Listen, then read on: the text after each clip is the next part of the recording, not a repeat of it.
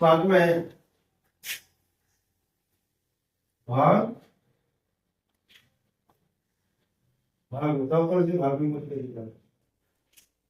भाग 3 अनुच्छेद मौलिक अधिकार किस भाग में है? भाग 3 अनुच्छेद है 12 से 35। तो मूल संविधान में मौलिक अधिकार थे कितने? 7। पहला मौलिक अधिकार है समानता का अधिकार। पहला कौन सा है? अनुच्छेद 14 से 18। अनुच्छेद 14 से 18। तो इसमें पहला है विधि के समक्ष समानता। इसका मतलब क्या होगा? अनुच्छेद 14 है विधि के समक्ष समानता में क्या होगा? कोई भी कानून से ऊपर नहीं है, कानून की नजर में सब समान है और किसी के साथ कोई भेदभाव नहीं किया। ये बात तो इसमें छोटी सी है, ठीक। कोई भी कानून से ऊपर नहीं है, कानून की नजर में सब समान है और कानून किसी के साथ कोई भेदभाव नहीं है। वो फ्रांस है, उन्हें विशेष अधिकार प्राप्त है। राष्ट्रपति, राज्यपाल, ठीक, और एम्बेसी, ठीक, ये इससे अलग है। दूसरा है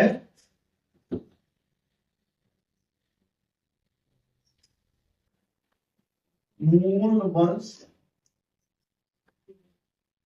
जाति, धर्म, लिंग के आधार पर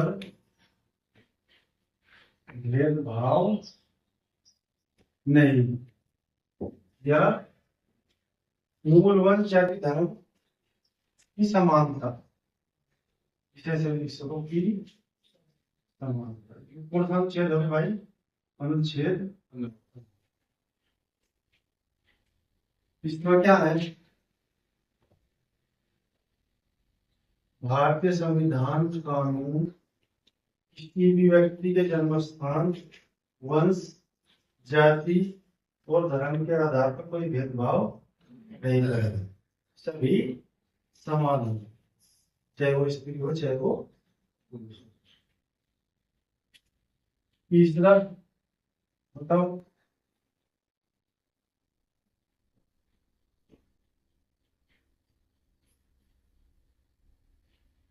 दो नियोजन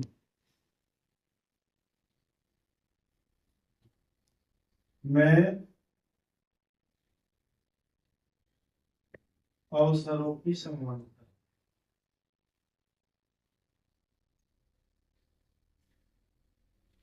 क्या होगा?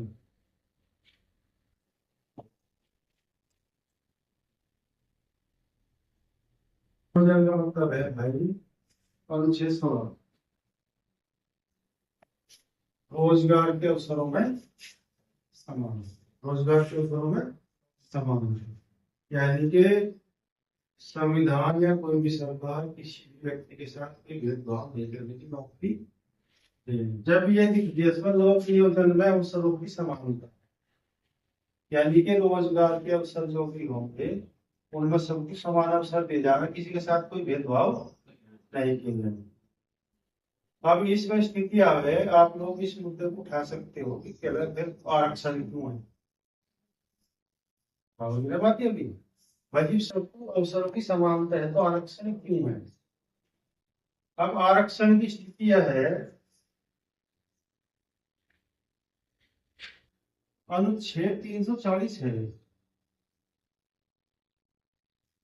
अनुच्छेद 340 उसमें क्या कहा गया? उसमें क्या कहा कि ऐसे लोग या ऐसी जातियां जो शैक्षिक रूप से पिछड़े हुए हैं, ऐसे जातियां ऐसे लोग जो शैक्षिक रूप से पिछड़े हुए हैं उन्हें राज्य सरकारें कुछ विशेष छूट दे सकती है।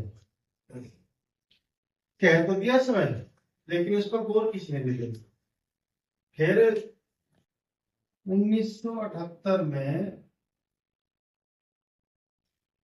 जनता पार्टी की सरकार आई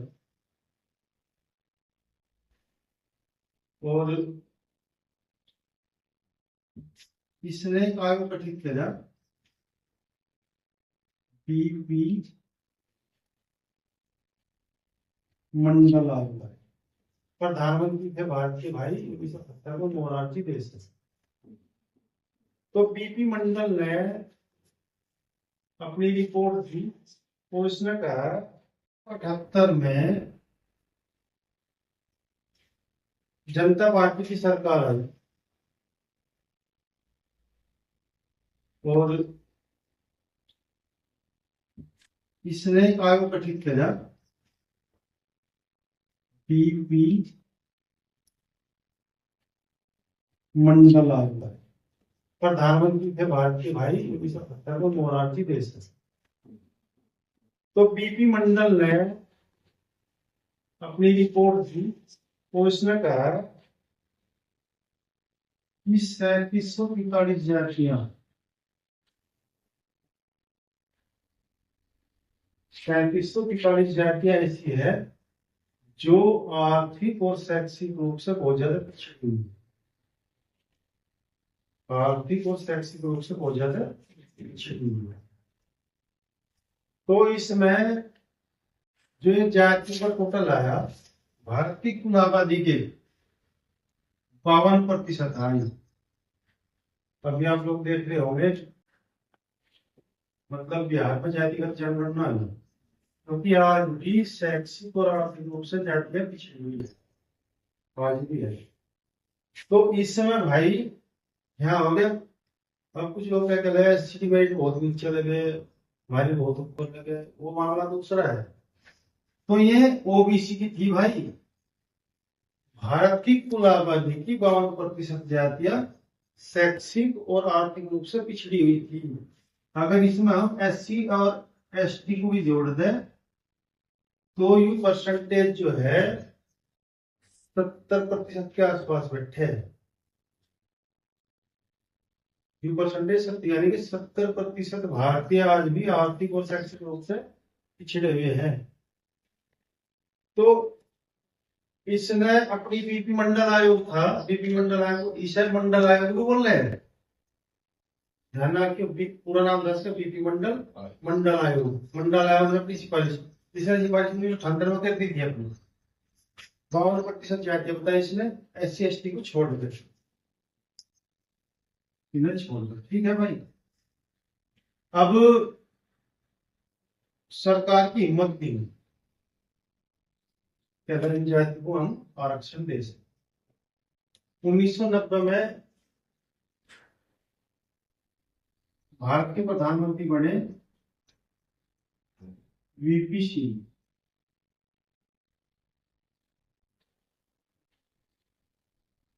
और वीपी सिंह ने मंडल कमीशन की रिपोर्ट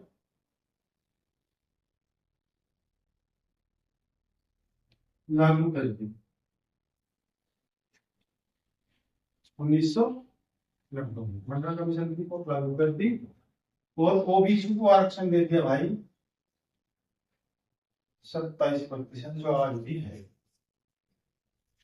जो ओबीसी का आरक्षण है 27%, वो आज भी है।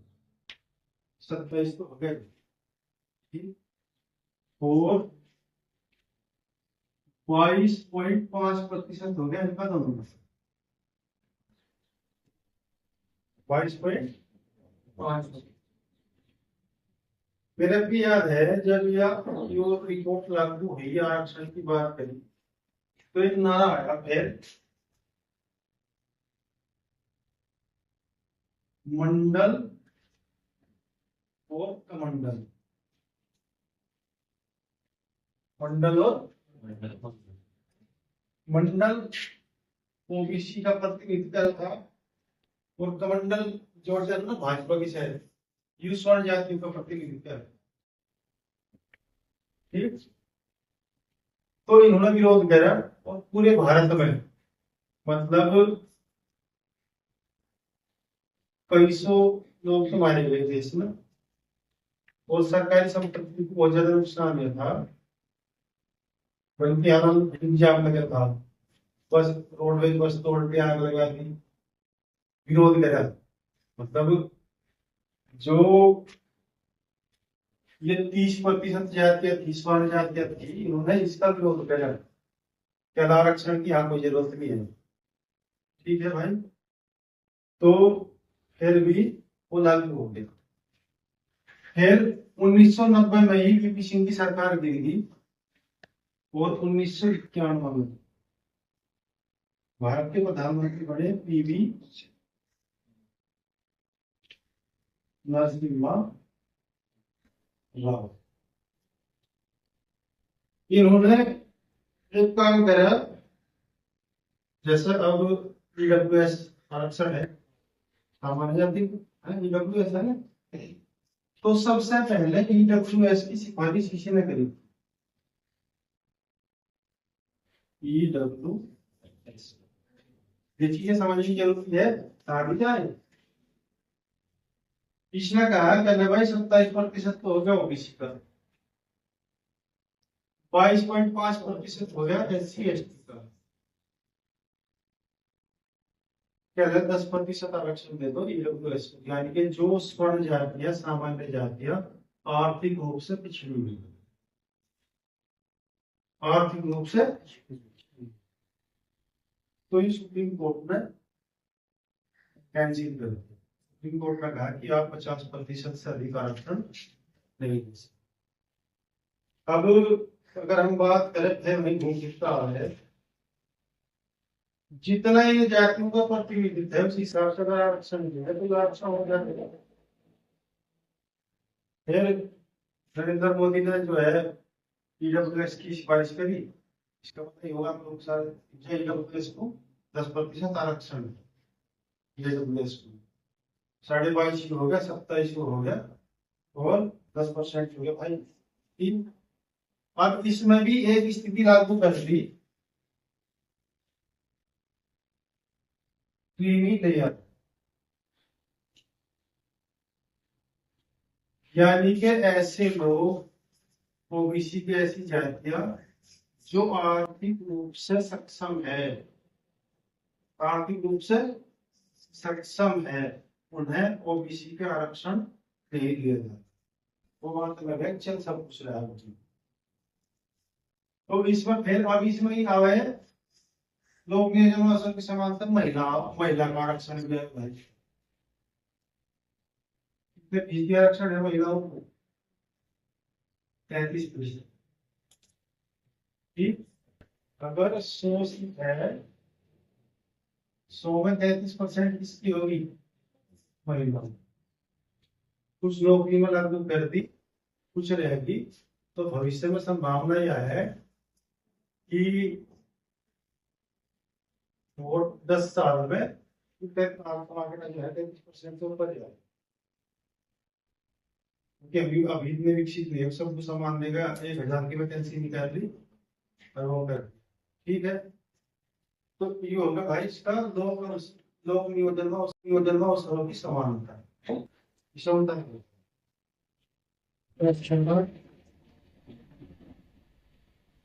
हाँ, अनुच्छेद 17 क्या होगा स्पष्टता, स्वच्छ, यानी कि कुछ लोग या कुछ जातियां कुछ जाति को बहुत नीचा मानते हैं,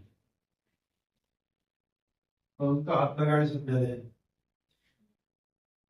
तो इसमें कई चीज आ रहे, कि ऐसा कोई कानून या ऐसा कोई किसी के साथ बर्ताव नहीं करेगा जो उसकी भावनाओं को ठेस पहुंचाए। पांचवा,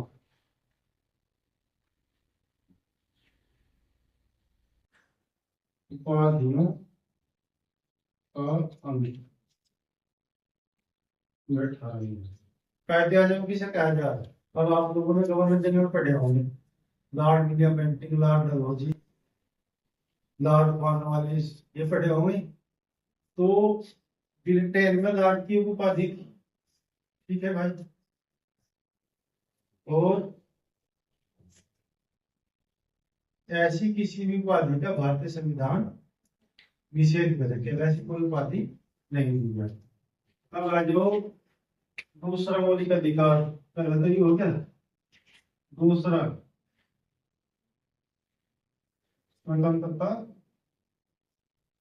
का अधिकार।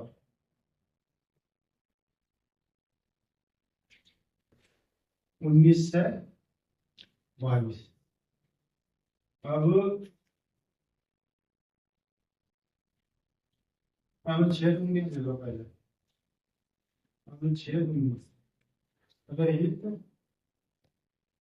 सम्मेलन की स्वतंत्रता। तीसरा संगठन बनाने की स्वतंत्रता। आवाज संचरण की स्वतंत्रता। पांचवा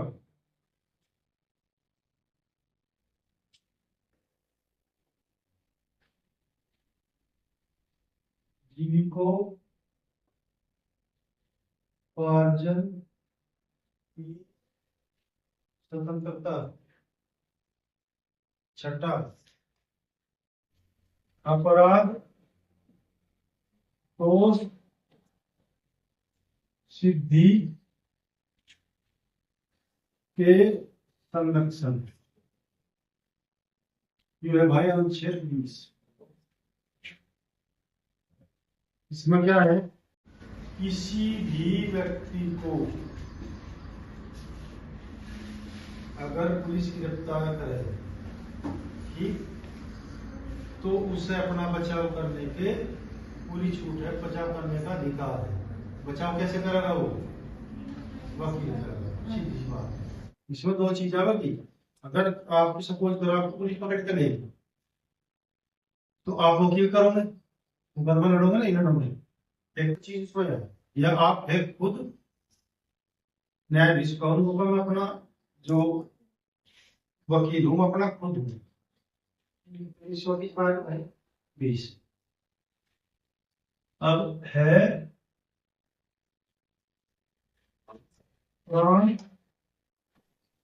दैहिक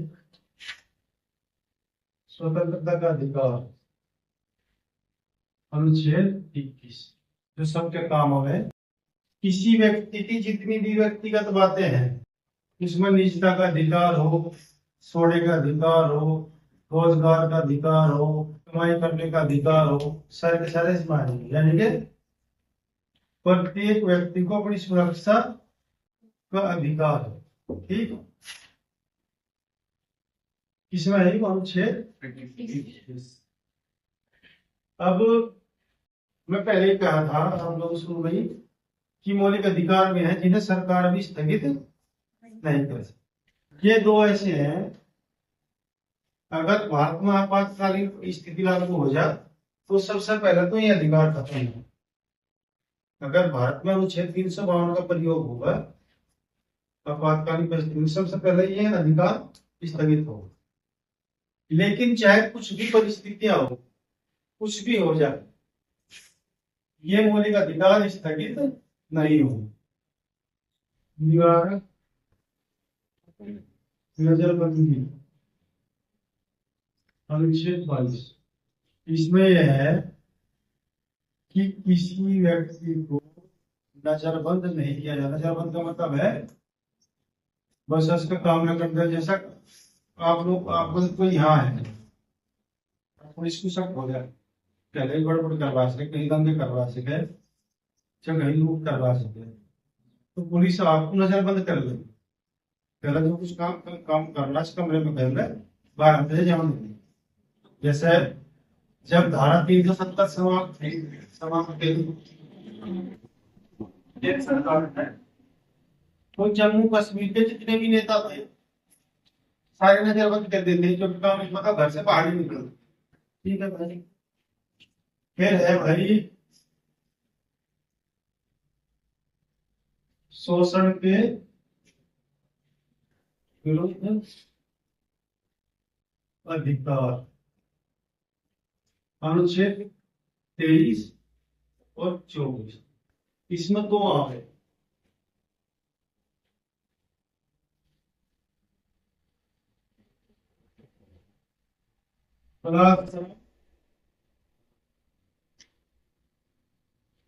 मानव तस्करी पर दो, अनुच्छेद 23। बलात्कार का क्या मतलब है? बाल श्रम निषेध, अनुच्छेद 24। बाल श्रम निषेध क्या है भाई? जिन बच्चों की उम्र 14 वर्ष से कम है उन पे आप कोई भी मजदूरी का काम नहीं करवा सकते।